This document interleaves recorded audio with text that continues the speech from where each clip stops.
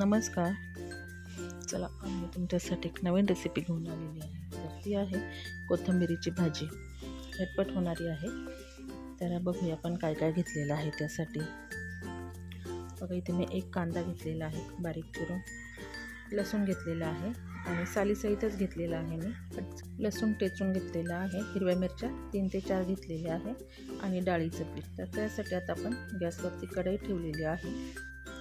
कढईमध्ये आता तेल टाकून दिलेलं आहे. इथे आता आपलं तेल तापलेलं आहे, त्यामध्ये मी टेचलेला लसूण टाकून दिला आहे, हिरव्या मिरच्या पण टाकून दिलेल्या आहे. जरा फ्राय करून घ्यायचे आहेत. लसूण कच्चा ठेवायचा नाही आपल्याला. चांगला फ्राय झाला का त्यामध्ये लगेच कांदा टाकून द्यायचा आहे. जर सालीसहित लसूण ठेचून टाकला ना फार छान चव येते कोणत्याही भाजीला. मिरची लसूण चांगला फ्राय झालेला आहे, त्यामध्येच आता आपण हा कांदा टाकून देणार आहोत. कांदा देखील त्याच प्रकारे चांगला फ्राय करून घ्यायचा आहे.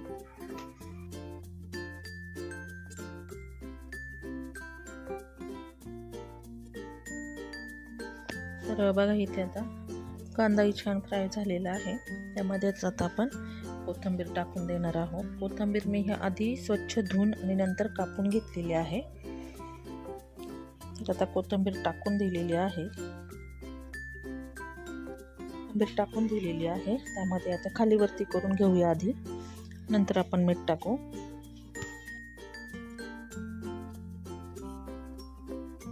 भाजी आपली आता खाली वर करून झालेली आहे. त्यामध्ये चवीनुसार मीठ टाकायचं.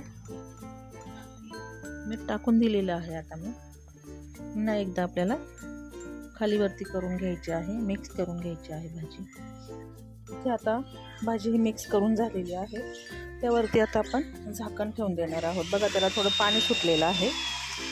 झाकण ठेवायचं कारण इतकंच आहे की जे काही आता कोथिंबीर काही आपण थोड्याशा काड्या पण त्याच्यात घेतलेल्या आहे. काही काड्या निब्बर पण असतात, ते शिजायला थोडासा वेळ लागतात. तर मग झाकण ठेवल्यानंतर पटकन जाते बाबा वाफेमध्ये शिजून.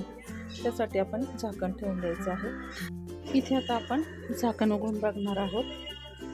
तर बघा पाणी आहे थोडंसं त्यामध्ये अजून, आणि पाणी असतानाच आपल्याला याच्यामध्ये बेसन पीठ टाकायचं आहे. आणि बेसन पीठ पण आपल्याला 4-5 चमचेच टाकायचं आहे, जास्त टाकायचं नाही. जर जास्त टाकलं बेसन पीठ तर बेसनची चव लागेल, बाकी कोथिंबीरीची चव लागणार नाही आहे. त्यासाठी आपल्याला पीठ बेताचंच टाकायचं आहे. हे मिक्स करून घेत आहे मी. आणि जर वाटतं आहे की खूपच कमी आहे पीठ तर परत मी थोडंसं त्यामध्ये टाकणार आहे. मला थोडंसं कमीच वाटलेलं आहे, त्यामुळे मी आता त्याच्यावर परत पीठ भुरवणार आहे. एखादा चमचा असं पीठ फक्त मी भुरवून घेणार आहे. तर हे सर्व परत एकदा मिक्स करून घ्यायचं आहे आणि थोड्या वेळासाठी आपल्याला त्यावरती झाकण ठेवायचं आहे, कारण पीठ पण हे चांगलं म्हणजे त्याच्यामध्ये वाफल्या गेलं पाहिजे, कच्चं राहिलं नाही पाहिजे. त्यासाठी आपण त्याच्यावर झाकण ठेवणार आहोत.